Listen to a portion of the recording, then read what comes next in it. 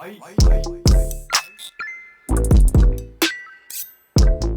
everyone, welcome back to the Wonder of Anime podcast. I'm your host, Lisa. I am a multimedia anime content creator, and my work spans across my blog, my YouTube channel, and of course, this podcast.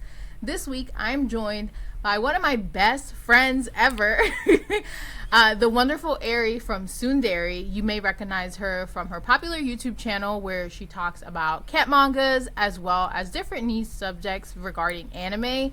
And most recently, her podcast, Nerds at Work with Tsunderi. And I'll let her tell you about that. But first, hi, how are you? I'm great. I'm so happy to be here. I feel like we're just hanging out. You know, I just feel like you're here with me. Yeah, like we're just chilling. But I'm doing great. I'm also like, even though it's you and like you're my bestie, I'm also a little nervous. I think it's been a minute since I think it's been a minute for both of us. Yeah. Well, listen, the nervousness will melt away as soon as I start interrogating you. So if listeners of this show, if you are a previous listener, you may recall that me and Eri actually became best friends on air while we were recording a previous episode of my podcast. But that episode, I think it was almost a little bit over 2 years ago. And since then, you have launched a brand new podcast. And I would like you to tell us a little bit about that. But before you go into the podcast, a little about yourself and yourself as a creator with the work that you do with Tsunderi. All right. I'm excited. Okay. So I am, I guess, a bit of everything in terms of content creation now. YouTuber, blogger, I have a blog now, podcaster, and I just love talking about anything and everything having to do with anime. So cat mangas, because I love cats and manga, and I have a bunch of manga about cats anyway. And I'm just getting more and more and more. And I've talked about fashion in anime. I've had, voice actors come in and give like their perspective on certain things. Like, years ago, one of my favorite videos was how COVID impacted the dubbing industry. I talked to Inaris, who was like a guest we have in common. And then had cosplayers talk about their thoughts on my Dress Up Darling. And I just I'm just a curious person who always has like different questions and wonders like, oh, who can I talk to about this? Or like, how can I explain this to someone? Or how can I find out what this is? And that's what fuels me as a creator.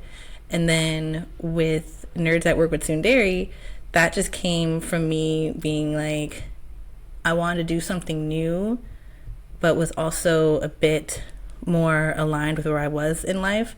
So YouTube videos, I'm going back to those, but I had so many changes happen that it was hard for me to dedicate time to them. But I wanted to create and I wanted to storytell, and I saw like podcasting as a good way to do that. And I was inspired by just seeing so many people who turned like their nerdy like hobbies and interests into careers, or used them to like carve a niche for themselves in their different careers or industries.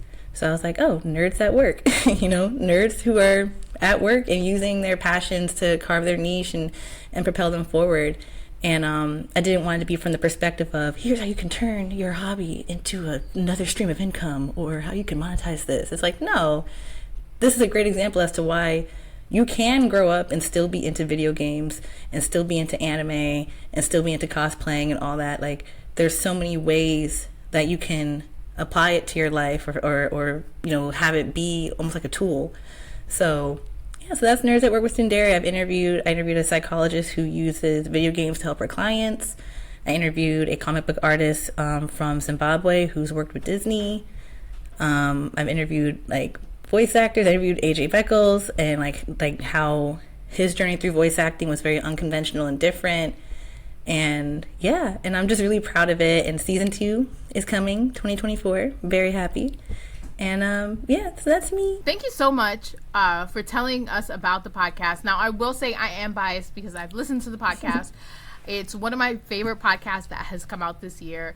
The interviews are absolutely phenomenal. And something that I love about your interviews that actually prompted you to be my first guest for this new season is the amount of research that you do for your guests. And anybody who's listened to your podcast, the number one compliment you get from your guests on air as you're recording is about your research and how you're asking different questions, and you're never asking them questions that they've asked, been asked 300 times, or if you're asking them a similar question, you kind of have your own spin to it. And I just kind of want to dive deep a little bit into that, into your process when you're doing research and why you're so meticulous when you do the research that you do for your podcast. Yeah, so the reason why I'm meticulous dates back to like when I was a journalist. It's just something that I learned it in college, to do research and to make sure you know your guests when they get there, because a lot of guests will, for one, like find it rude if you invite them and you don't really know much about them. And it just makes for more compelling questions. And that's just something that if I'm inviting someone onto my platform, it's just innate. Like, I have to do research. I have to make sure I know as much as I can, and especially as much as I need to know pertaining to like the topic. And then as for my process, the first thing I usually do is I think about the first thing I do is I creep through their social media. So I creep through like their tweets. I do that anyway because I want to make sure, for one, like if I invite you on my platform, like you have some sense. So, like, just trying to make sure you're not out here doing anything crazy. So, I go through their tweets. I'm like, whoever's been on my show, they're gonna be like, what? I'm like, yes. I go through their tweets, their Instagram, and trying to get an assessment of like their experiences, their personality, how knowledgeable they might be on something, and just kind of assessing like their character a bit, like would they be a good fit for the podcast. And then from there, the biggest thing is I look up any past interviews that they have done, because I don't want to ask questions that have been asked before. So sometimes what I'll do with Bill Masuku, who was a comic book artist from Zimbabwe, I looked up any interview I could find of him, and something that I kept seeing over and over again was what was the first comic book that you ever read? Or no, it wasn't that. I'm sorry. It was like, how long have you been reading comics or something like that? And it was like, how long have you been reading comics, or like, how old were you or whatever. No one asked him what was the first one that he read. So I was like, okay, so he started reading comics when he was like, I think it was like 11. So I'm like, okay, well, what was the first one that he read? So I had asked him that, and I think I asked him, like, what stuck out to you about it? Like, what made it seem different? How that inspired your storytelling? So sometimes I'll take a question that might have already been asked like a million times and try to find an angle that no one took, or like the question within the question that no one asked, or something like that. So definitely looking up other interviews, and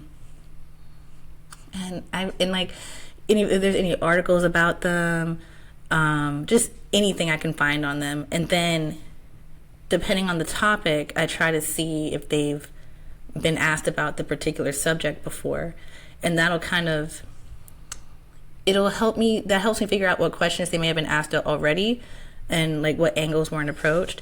But also, again, it helps me kind of assess, like, okay, so they have talked about this before, so this isn't something that, like, I'm not asking someone something that's like outside of their wheelhouse, outside of their expertise.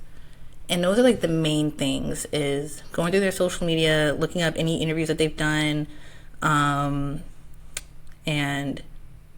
seeing if they've ever talked about this topic or anything like that. I feel like there's more, but those are the ones that, it's like you do something so much, it's so natural to you, you don't think about your process too much. But that's what I do mainly, is looking at past interviews and just going through their social media. I love that, as per usual, because I also am very nosy. But it definitely, and the research part, I definitely wanted to highlight that about your podcast before we get into the main part of the show, because it's something, like I said, that really sets your podcast apart. Not saying this as a friend, saying this as a listener. Because it's something that I feel like gives you a lot of credit when you are interviewing somebody and they see like, oh, they know what they're doing. Like, this is a pro right here, asking me these questions and coming up with, different things. So I definitely wanted to highlight, because I think that's one of my favorite parts about your podcast. And just hearing, the guests be like, "Oh, I like that. I didn't think about that. That's a good question." It always feels good hearing that about, like, on a podcast. Every time I get that, like, my heart just skips a beat. I'm like, oh my yes. like, on the outside, I'm like, oh, thank you so much. On the inside, I'm like screaming, like, yes, yes. Oh my God. This reminds me of a text my meme. friends. I'm gonna have to text you the meme afterwards, because I wouldn't be able to look it up. But it's. And I'm like, I'm gonna text Lisa right after this. Be like, you'll never believe what Cheyenne said on my podcast. But yes, okay. So I love that, and I will be sure to include links to the podcast on in the description of this podcast episode, as well as on the YouTube version of this podcast episode. But this is not what I have you here for, and I'm very excited because listeners may know that this time the Wonder of Anime podcast, back for this new season, is a completely different format, where we're really diving into the wonder of anime. Essentially, what is wonderful about anime, and specific anime. So I definitely want to give credit to Key and Ari for helping me I've been toying with this idea for a while when I thought about bringing the podcast back, and they helped me hone it out, polish it if it was a gem, a diamond in the rough, if you will. And through all this conversation, I wanted to do something where I invited guests to tell me either about a specific niche in the anime industry, if they're industry professional, or their favorite anime or manga if they are one of my creative friends. So today I have Ari, and she's going to tell us all about Yu Yu Hakusho, which, if you had zero clue by looking at her, if you're watching the video that she's a fan of, could never tell. But before I start interrogating you about Yu Yu Hakusho, I do want to say a little bit of my history with the show, because I think a lot of anime fans have kind of had this trajectory where, as I'm speaking as a millennial, people in late 20s, early 30s, where anime wasn't as accessible. So a lot of us just watched anime, like whatever we could get our hands on that we knew was anime.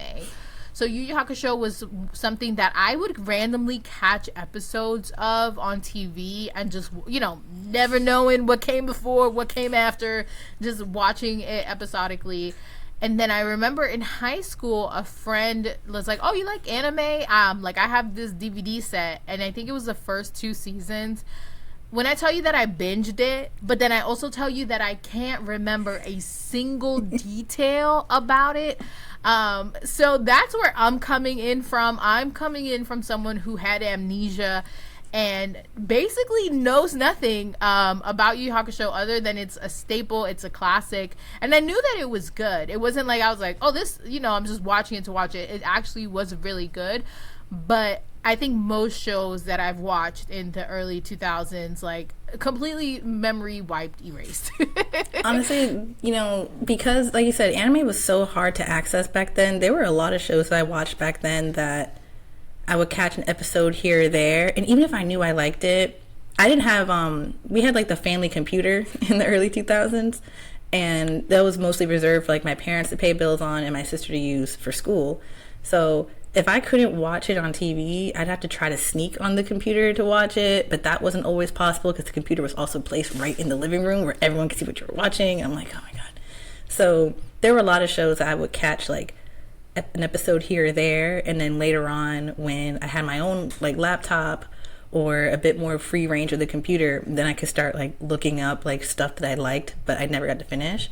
But Yu Yu Hakusho was the one that I was able to see pretty much every episode as it aired for the first time in the States, which was like an experience. It's an experience. It's just stuff that sticks with you. And like we have such a specific like memory that like we can't, like, a lot of people can't say that about a lot of the things that they're watching now, because a lot of it, unless it's like on Toonami, a lot of anime doesn't air on mainstream channels.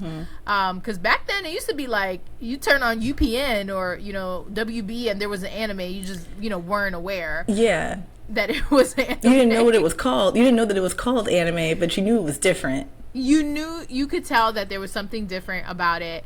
And I it sounds kind of gatekeepy, but I love that we have that experience, and it's such a unique experience to like fans in our age, because a lot of people now can say that. And you know, it was definitely I'm glad I had that experience too, because I feel like now, because anime, most people watch it on like streaming services and social media. I mean, we grew up as social media grew up, but now social media is so heavily a part of the viewing experience.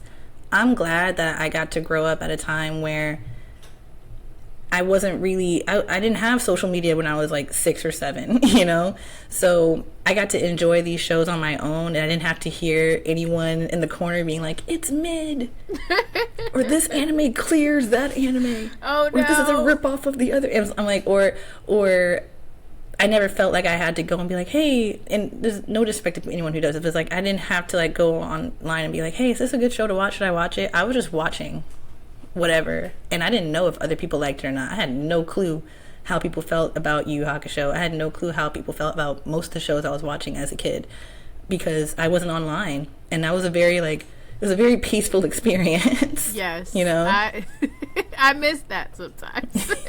A lot of times. But getting into Yu Yu Hakusho, so tell us, what is Yu Yu Hakusho? All right. I'm so excited. So Yu Yu Hakusho is a shonen anime and manga series. The manga is very old. The manga came out, it ran from 1990 to 1994. And then the anime, it was adapted into an anime, and the anime ran from 1992 to 1994. And then eventually it came to the States. I looked this up actually, I looked this up because I wanted to make sure I knew how old I was when I first watched it, to give people an idea. So I knew it came to the States in 2002, but I didn't know what day, and I just looked it up out of curiosity. It came to the States, it aired on Cartoon Network for the first time, February 23rd, 2002. My birthday's February 5th. I had just turned 7, like a few weeks prior. I'm 28 now, about to be 29. And for almost 22 years, this show has just been so much to me. It's meant so much to me. And it's about a 14-year-old boy named Yusuke Urameshi. He's labeled a delinquent. Wait, did you say 14? He's 14. Oh my god. That was a 14? He's 14. Oh my god. I didn't know. I thought he was like 17. No. Oh, okay. Carry on. I'm already learning new things. This boy was going through a lot at 14. A lot. Okay. I'm back. I'm composed. Let me just say, I couldn't do it. But if they came to me at 14, I'd be like, get someone else to do it. But so he's 14 years old. He's a delinquent. He comes from like a really rough background. And no one believes in him. They all are just like, oh, he's a bad kid. He skips school. He fights. He does this. He does that. And he doesn't really do anything to make people think differently. I think he believed that himself too. And then one day, there's a kid playing in the middle of the street. A car is coming. He pushes the kid out the way. He gets hit by the car. Instead, he dies.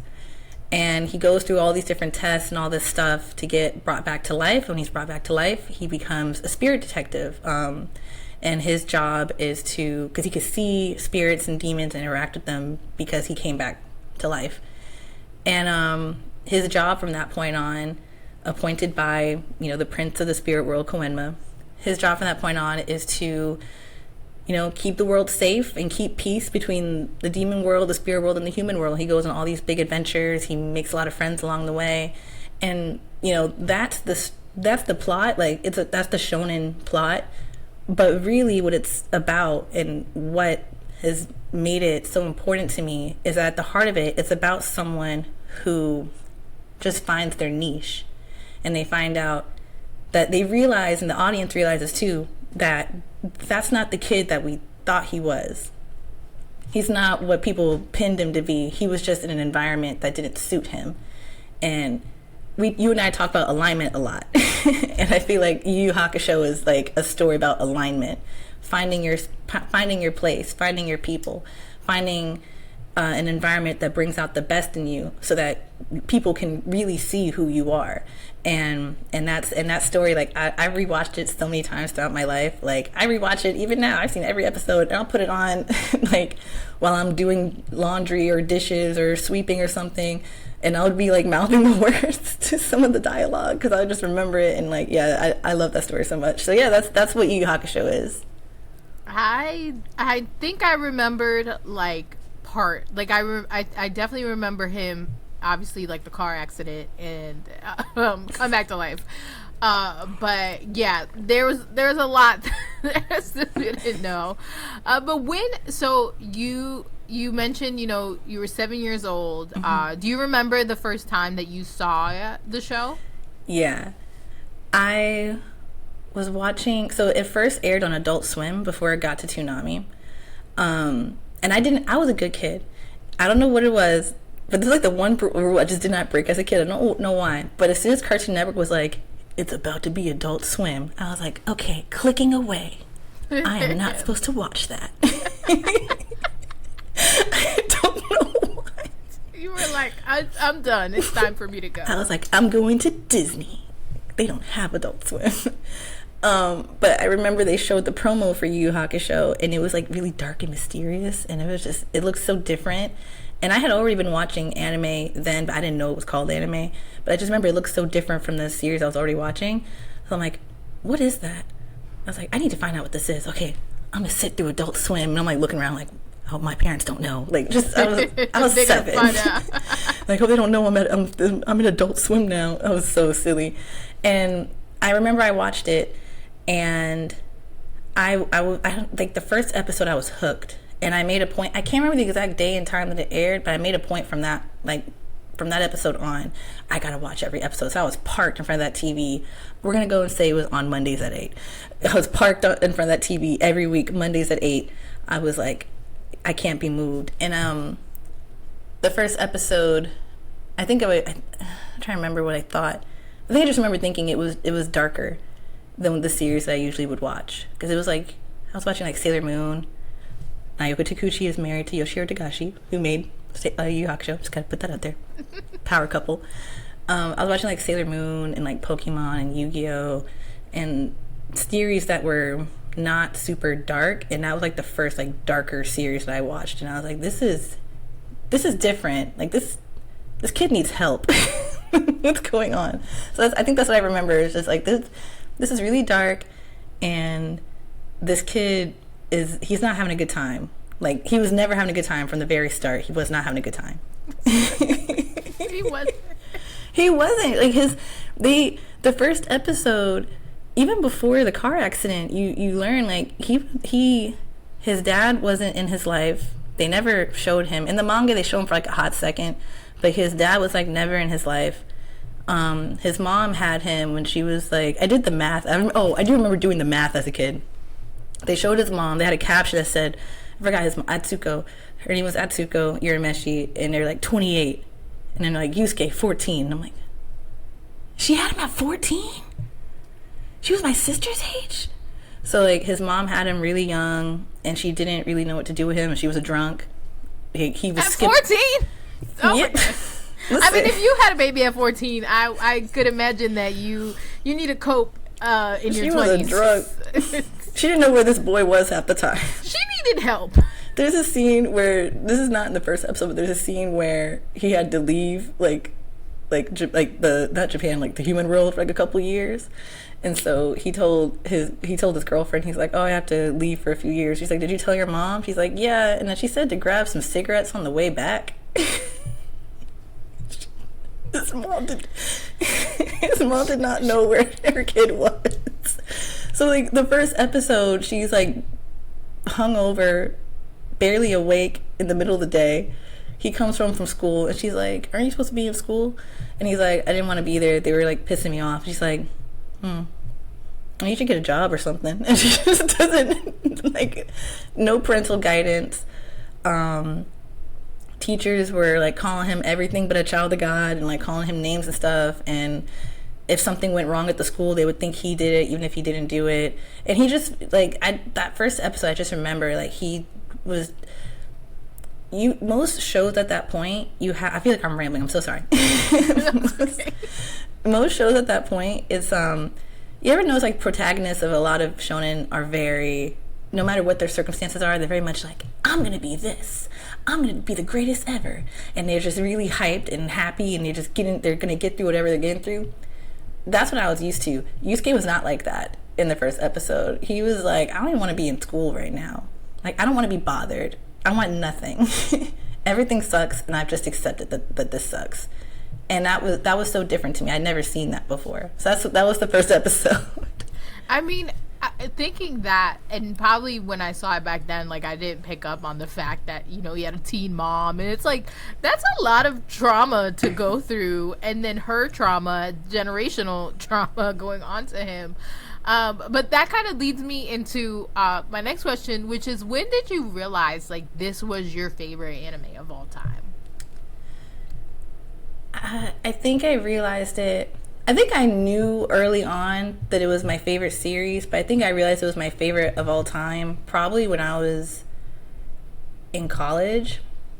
I was dating this guy, and he had never really watched anime before, but he wanted to watch something that he knew that I liked, because like he was trying to get to know me and stuff, which I appreciated.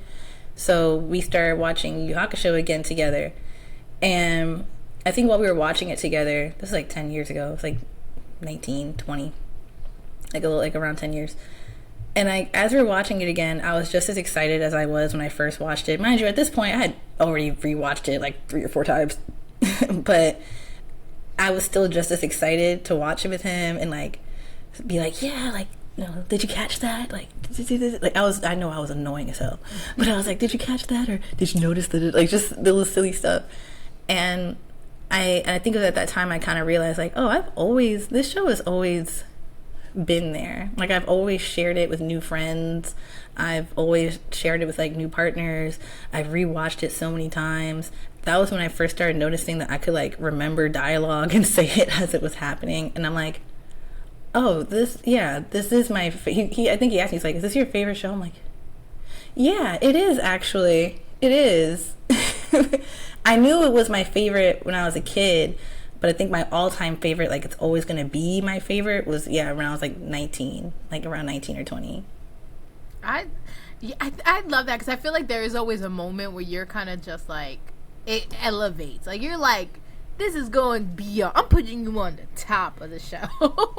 And I've seen so much anime since, and it just, it can never, like, that's always just my number one favorite. It just, in this, whenever I hear the song, like, if I'm just minding my business and I hear dun dun dun dun dun dun dun, dun, I'm like, I stop what I'm doing, like, who's playing that? Where is that coming from? That meme where it's like older people and older people, including myself, when they're like, when they hear that beat and they're like, the 99 and the 2000s, and you're like, that's you with Smile Bomb. You're like, hold on. That's me. Like, I stop what I'm doing, I'm running, like, who's playing this? We watching this together now. But I love that, and I think, you know, that's a reason why I wanted to develop this format of the show, because, you know, as we get older, people are like, and not just specific to anime, but like, who we are is we have like our favorites, and it's like, how do they become our favorites? And it's like, how do we know they're the best of the best for us and for those reasons? And it always, like, I love hearing, I mean, obviously I'm your friend, so I hear you talk about Yu Yu Hakusho almost every day. Like, I'm like, this reminds me of this one time in Yu Yu Hakusho. I'm like, how, girl, we talk about the doctors all the time. It's like I'll be going through something in life, and I'll be like, you know what, I feel like there's an episode, like, yeah, Yusuke did this, like, it all the time. Like, I feel like I'll rewatch it, and sometimes someone will say something, and I'm like, yeah, that happened to me. Like, or like, I kind of understand, like, the emotions is that, and it's something that as I get older, I start to see things in it that I didn't see before. Like, there's a scene that went over my head as a kid, and then I watched it actually over the summer again, and I caught it, and I was like, oh, it's when there's a child that ends up, without getting too into it, because I want people to watch it, but there's a child that ends up getting wrapped up in, like, this villain's, like, plan, and he's working for the villain. The kid is, like, 11. He's very young.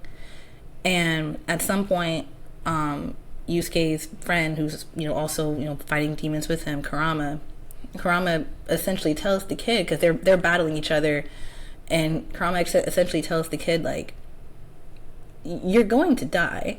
Like, this villain's plan ends with, like, you dying. You know that, right? And the kid, it kind of, like, clicked in him, and he couldn't get out of it anymore. And he was like, oh my god, I am gonna die. And he starts, like, freaking out, but he can't stop. He can't back out of the plan. He has to see it through. It's too late. And Yusuke was talking to someone else, and he was just like, this kid didn't realize that's how that was going to end. Like, it's clear he was going to die. Like, he had to have known. And his trainer, Genkai, is like, it was wild. She was like, she goes, well, he's young. And y'all don't, when you're that young, you don't think ahead. You don't think about forever. You kind of think you're going to live forever, that everything's going to stay as it is. And you think you're indestructible. She goes, why do you think people in the military go and recruit teenagers to go fight in a war? And then she goes, why do you think they recruit teenagers to be spirit detectives? And I was like, I don't know. Like, I don't know. I don't know if I heard that as a kid, just didn't get it, or it just didn't process. But when I was an adult, I heard that again, and I was like, that was surprisingly deep. and you know, when you're young, when you're really young, it's true. Like, you don't think forever. You make a lot of irrational decisions, and you kind of don't understand permanence. You're not, you know, we see so many young people do silly things that maybe they're just silly and they'll just look back and cringe. But then we see young people that make, like, massive mistakes, and you're like, you didn't have to do that. So I don't know. So, like, I'll watch stuff like that, and it'll resonate with me a lot. So it's just a show that I feel like it grows with me as I watch it, if that makes sense. It does, and I think to what you're saying, I think, like, when you are at a certain point in your life, you see things from that perspective and that view. I was just having a conversation with someone earlier about a piece I wrote about the new Ghibli movie, and she was like, I got a completely different thing of the movie, and I was like, yeah, because you're in this stage of your life and I'm in this stage of my life. And I think as someone who didn't rewatch stuff, and now I rewatch stuff, I definitely get what you're saying, where, like, the second or third time you're watching something, you're paying attention to different things, or a message, like, that first time you didn't get it, but this message hits later on. And I think that's the beauty of having something like this, where you're able to at any time pick different things from it and are relevant.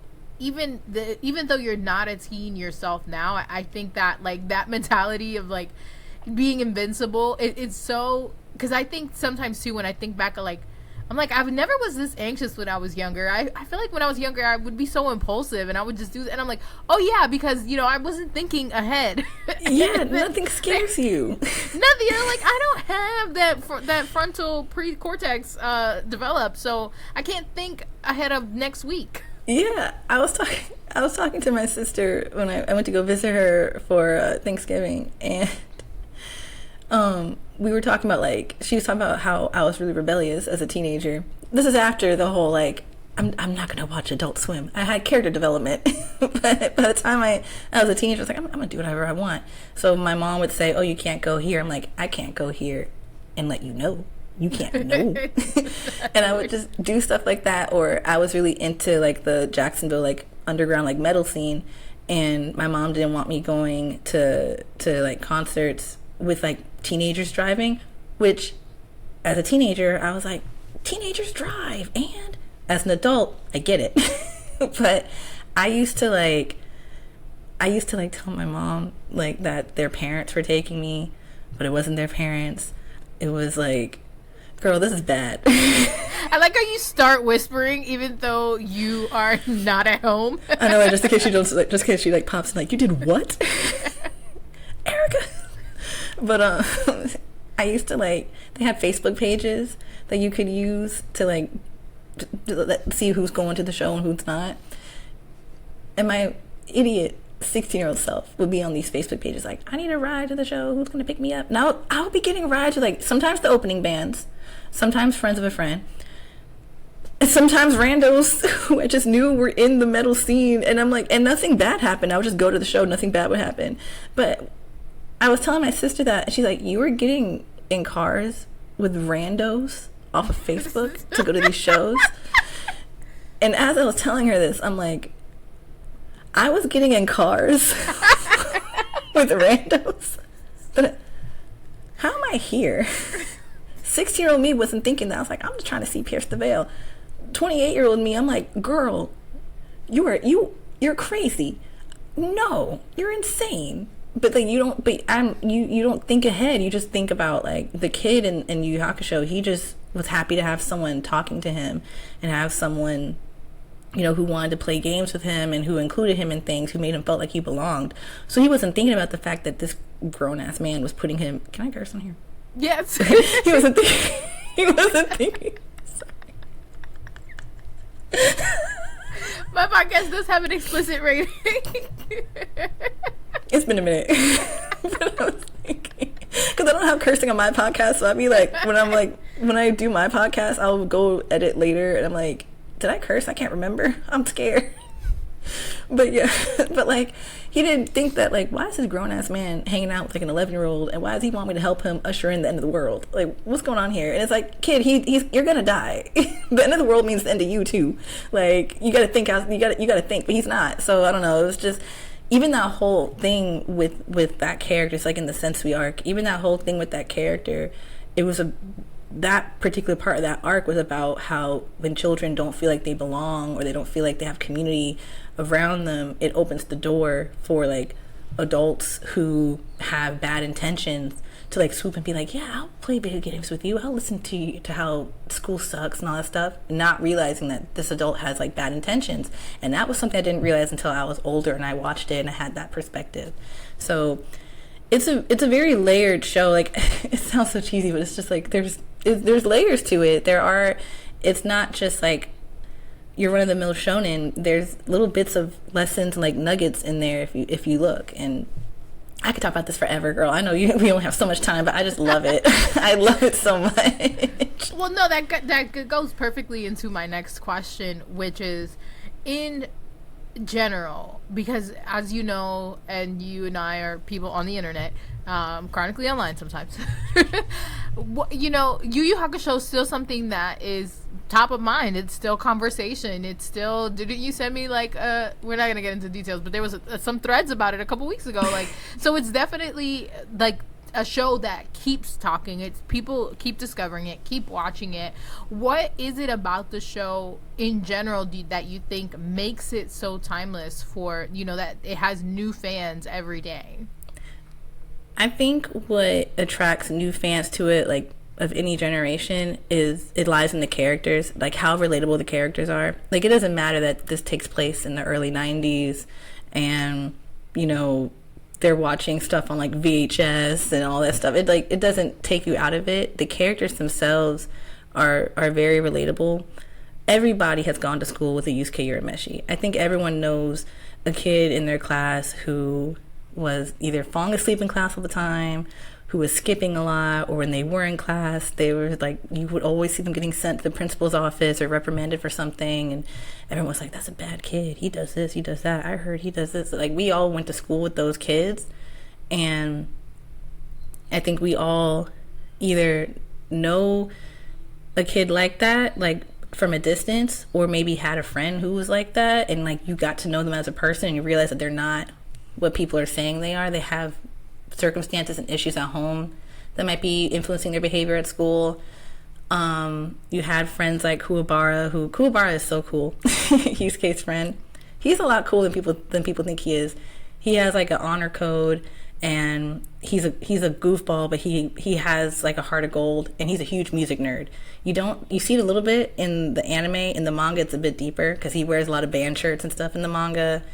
He goes to a Metallica concert in the anime, which is like just Megadeth and Metallica put together. And I don't know, we all kind of knew those guys are like, okay, I know the world is ending, but I have a concert to go to. Like, I don't know, we just know people like music nerds and stuff. We knew the Keiko Yukimuras, which is Yusuke's like love interest. You know, those people those girls or guys, but in this case like girls, like who were just really good in school, but they still kind of hung out with like the quote like bad seed or whatever. I just think the characters are, especially Yusuke. I think Yusuke himself really is what makes the show timeless is everybody knows a Yusuke. If you don't know a Yusuke, you probably are a Yusuke. Like, everybody knows that. And I think that kind of, I think that is going to be relatable to people no matter what, you know, especially, like, you know, my family situation. I don't come from, like, I come from a bit of a dysfunctional family. And that generational trauma, or that having a complicated relationship with your family, or not feeling like you belong in your community, or people misunderstanding you, feeling like you have to prove yourself. I think those are feelings that Yusuke encompasses, that no matter what, if you're a person, you felt that at some point, like, you know how that feels. And I think that's what makes it timeless. And then, of course, it's great storytelling. No matter what, great stories are great stories. You know, that's why people still talk about, I don't know, Moby Dick, like for like years and years later. Like, people still talk about, because it's a good story. It's not going to get old, you know. And I feel like that's it. But I think the timelessness lies in Yusuke a lot as a character.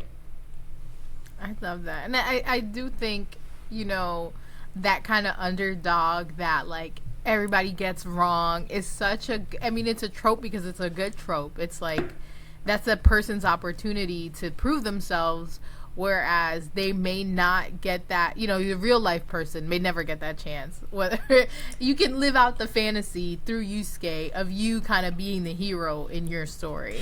And I think you can learn it doesn't even have to be a fantasy, because all he did is he found something he was good at, and something that he loved, and that required the skills that he had, because he's a great fighter. He was always a great fighter from the very start. He had to get trained by Genkai to be able to fight, like, demons, but he was a good fighter from the beginning. And he found a job, as crazy as it is. He found a job, he found a niche where he could use those skills. And he also kind of had people skills before that, believe it or not. He just wasn't a good environment to show them off. But he gets along well with people. So I always feel like the moral of Yu Yu Hakusho is, like, you know, just find your strengths and go with it, and, like, lean into it all the way, and just find a place that needs that, you know, like, find your niche, if that makes sense. That definitely makes sense, because I feel like when you have your community and your people, like, you're able to thrive, and when you find what you're good at, and you're in a place that can foster that. That's why people need hobbies and things. Get you some hobbies. Get you some hobbies. The secondary moral of Yu Yu Hakusho. Get you some hobbies. Get you some hobbies. But since we were talking about, you know, Yu Yu Hakusho still being a show that I feel like I say Yu Yu Hakusho, and I'm like, I'm saying it so many times. Like, I'm like, am I saying it right? But you're saying it right. That's how I say it. Something about it, like, with it, you know, I'm talking about how it's still something that's present of mind. People are still discovering it. People are still talking about it. You know, as I will call you the expert, or you're somebody who's watched the series multiple times, you've read the manga, this is your pride and joy. What is something that you see that either people misinterpret, whether the characters or the plots? What is something in the conversation about this show that people get wrong? There's two things. Can I say two? You can say two. One is like a me thing, and then one is, like, I think, like, important. I'll do the important one and, like, the me thing. No, start with the me thing. Okay, so the me thing. Okay, I'm gonna start with the me thing. Let me start this by saying everybody is allowed to have their own favorite arc of Yu Yu Hakusho. I think if you have a favorite, it is not incorrect. Your favorite is your favorite. That is not wrong. Even if it's different from my favorite, it is not wrong. But I think people get wrong, though, is saying that there's a lot of focus on the Dark Tournament arc in Yu Yu Hakusho, and I understand why. It's, I think, the most shonen part of the show, and it's also the longest arc, because it came out at a time where Dragon Ball was really popping, so long tournament arcs were becoming a thing. So they were like, we're going to extend this tournament arc in the anime, because it's in the manga, but it's not as prominent. It's only one arc, you know, one focal point of the show, of the series, but in the anime it's a big part. So it's the longest arc, and people talk about it the most, and they're like, it's the best arc in Yu Yu Hakusho. The Dark Tournament is the best arc. It can be your favorite. It can totally be your favorite. That's fine. It's not the best, though. I'm sorry. I'm gonna be that person. The Sensui / Chapter Black saga, that's the best arc of Yu Yu Hakusho. because that has the best writing, and I think it really explores the growth that Yusuke had gone through since the beginning of the show. That's when you start to really see how he's grown as a person, how he's grown emotionally, what people have come to mean to him, and how the team works together, how his bond with his best friend Kuwabara has really grown. And it has a truly terrifying villain, Sensui. Sensui is terrifying because he's this very tall, very stoic person. You don't know what he's thinking. He doesn't even know what he's thinking sometimes, because he has like all these different like thought processes and like personalities in his mind and stuff. And you find out that he used to be a spirit detective, and you're like, he used to have Yusuke's job. Can Yusuke turn into that? Like, I don't know. It explores all that, and you also kind of find out that Spirit World has blood on its hands at times, and that Spirit World is not this great society that should be overlooking Demon World and Human World, that there's some corruption there. And it's really good nuanced writing in the manga and in the anime. And the Dark Tournament is a great tournament arc, because that's when you get to see the characters in different situations and different kinds of battles, so you get better insight into where they are at that point and who they are as people. But Chapter Black is when you see the growth. You see Kurama's growth, how much he's changed since the start. Like, everyone, it's just, I feel like that's when you get to see, like, okay, what has the Dark Tournament and all these battles, what has it turned these characters into at this point? So I feel like that's what people get wrong. That's like a me thing, though. Everyone's allowed to have their favorites, but that's a me thing. And then I think what the important one is that I think when people are talking about Yusuke as a character, they often overlook how soft he actually is. Listen, he got a mouth on him, okay? He's not afraid to cuss somebody out. He's not afraid to punch nobody. He's not afraid of anything necessarily, but he's a softie on the inside, and he was a softie from the beginning. He always cared about, doing the right thing. He always cared about the people around him. He didn't push that kid out the way on a whim. He pushed that kid out the way because he saw like a child was about to get hit by a car, and he was playing with the kid earlier, just because he made the kid cry earlier, and he felt bad, so he was like making faces and playing with him. And that's just who he's always been. It's not that he learned to be soft or he learned to be a good person. It's that he was always that. He just was never in a place to express it. And there's even a scene where I can't remember who it was. I think someone has said, "You're just trying to act tough. Like, that's just a facade." And he goes, "Yeah, and I've been working on it for a long time," or something like that. Like, he admits, like, "Yeah, and I worked hard to have this facade. Leave me alone." So I feel like that's what people like miss a lot, is how soft he really is. This little guy right here is supposed to represent who he is on the inside. Look at this. Look at this little thing with the floppy ears, a little bit of hair. It's a soft, pudgy boy. I didn't know that, so I didn't know that was a representation. That's literally him on the inside. This is canon. It's for those who are only listening. Oh, right, sorry. No, it's okay.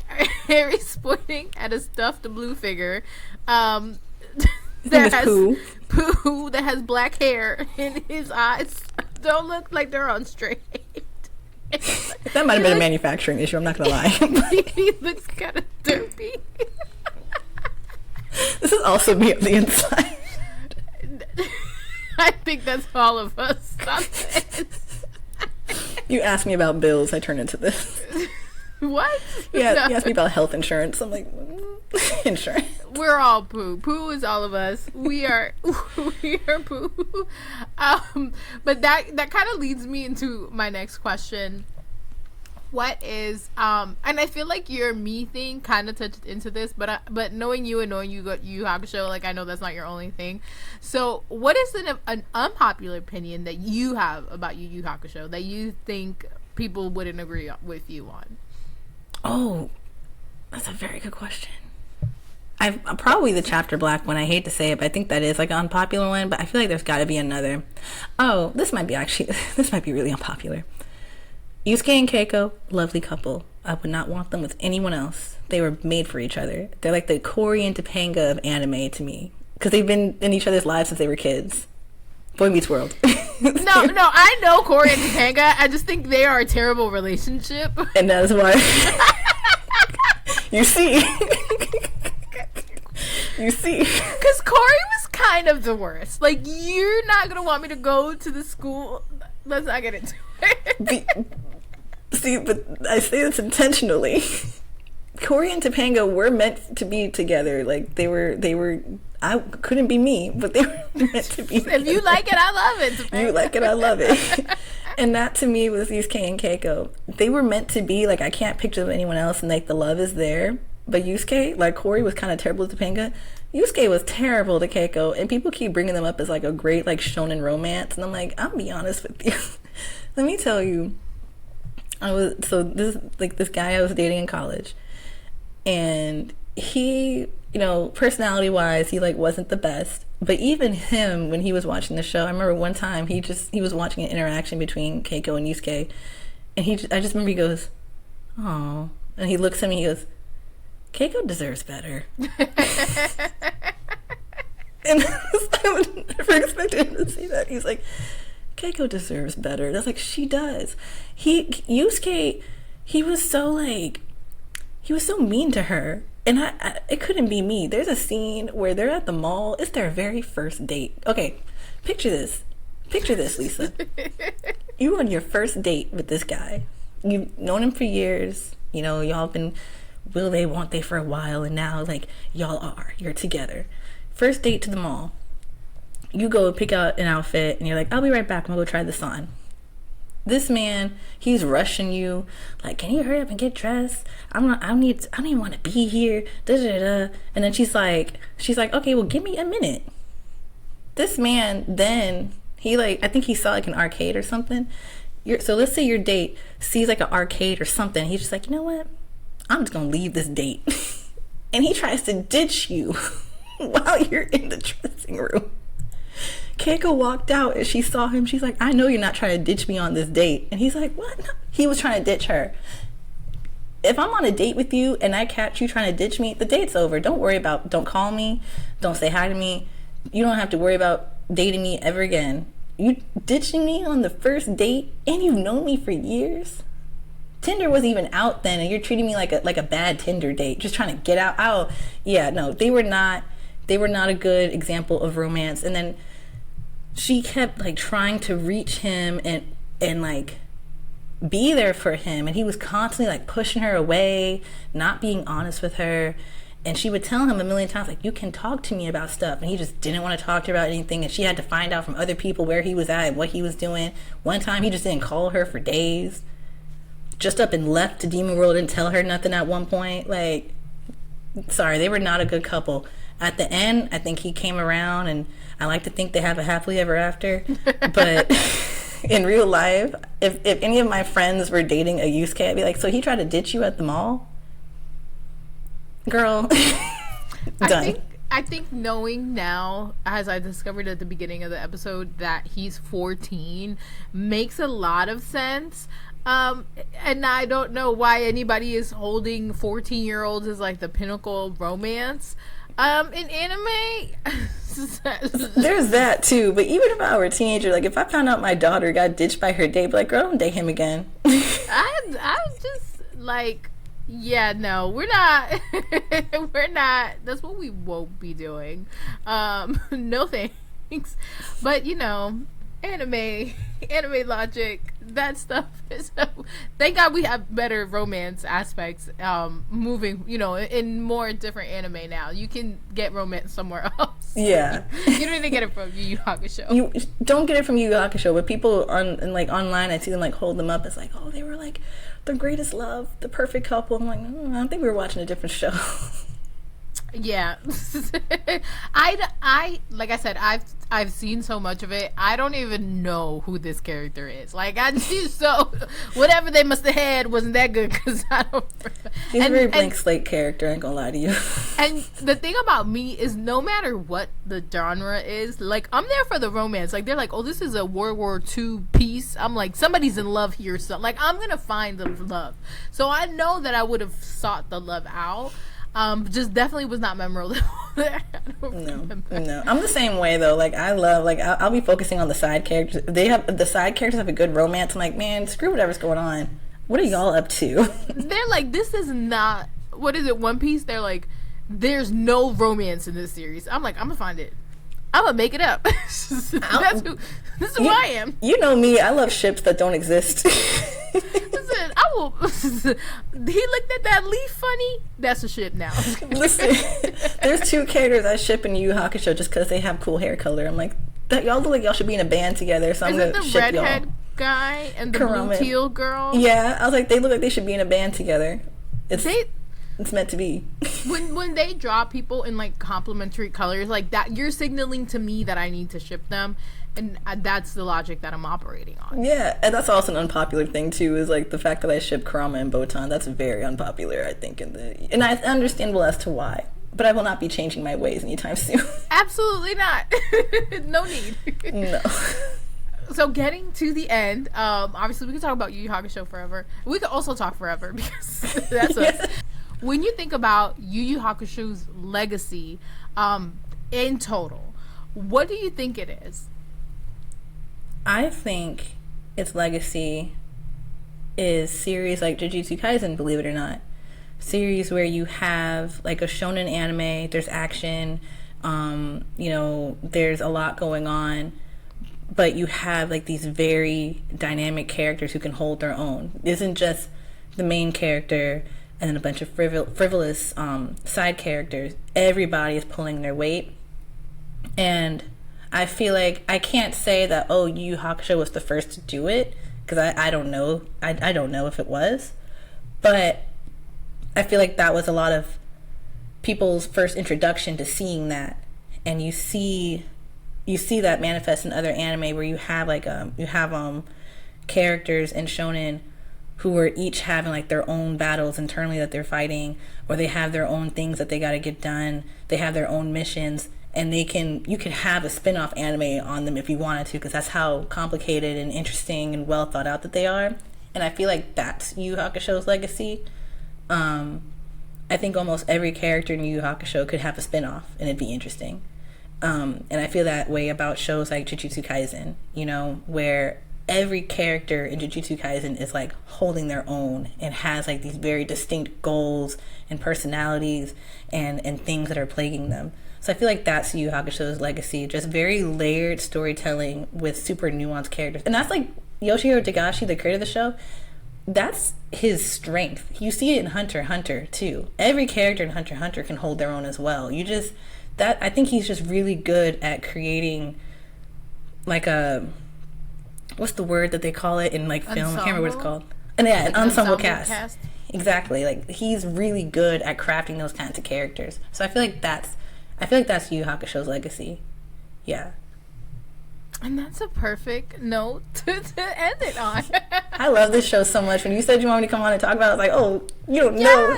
I've been waiting. I think people are at their best when they're talking about things that they love. And, it's not often we have the opportunity to, we could just turn on a mic and start talking. But in general, like, nobody's like, hey, girl, what's Yu Yu Hakusho mean to you? And I think as somebody, I've told you before that I definitely want to rewatch the show. It's at the bottom of my list because I have 300 other things on the list. But it's definitely something that is, I love hearing people talk about their passions and when you're passionate about media. And I think, this is how I feel about XXXholic. So it's like when you have something like that that's so integral to a part of your life, it's like, why wouldn't you want to hear about that? Like, it's so fun. And this has been so much fun. So I'm so excited, and I'm so grateful that you are my first guest back in this new season. And as we are closing here, I just want to thank everyone for tuning in.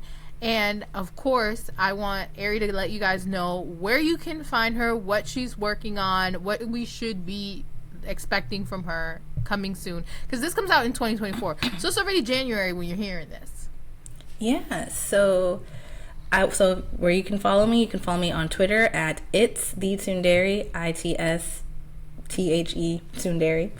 I like how you didn't spell the hardest part of the username. Y'all know how to spell Tsunderi. No. ITSTHE. That's why I didn't spell it. I forget how to spell my own name. TSUNDI. I be forgetting how to spell Tsunderi. ERI, yeah. Tsunderi. And Instagram at the Tsunderi.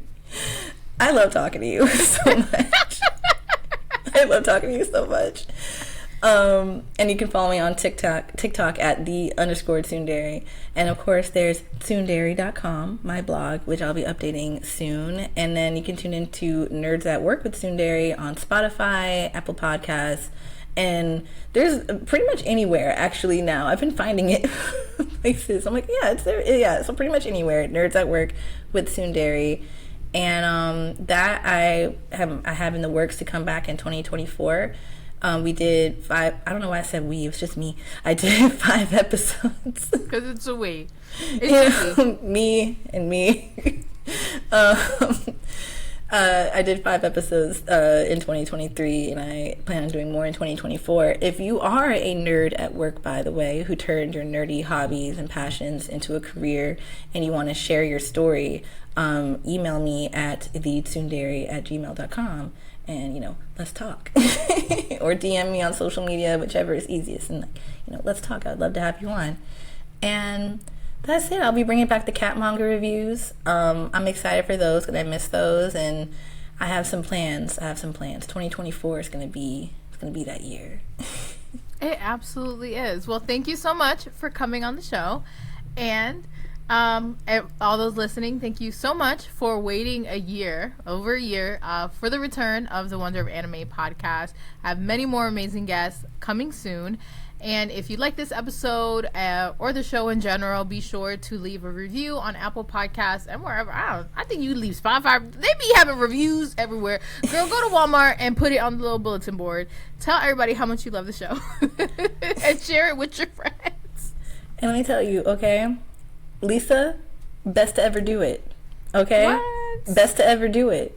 I'm not saying that just because I'm her friend and I love her down. It's also the truth. The best to ever do it. Like, you just, so you gotta tune in. If you don't, you're missing the best. Who wants to miss the best? Like, be serious. Okay. And we're done. Goodbye.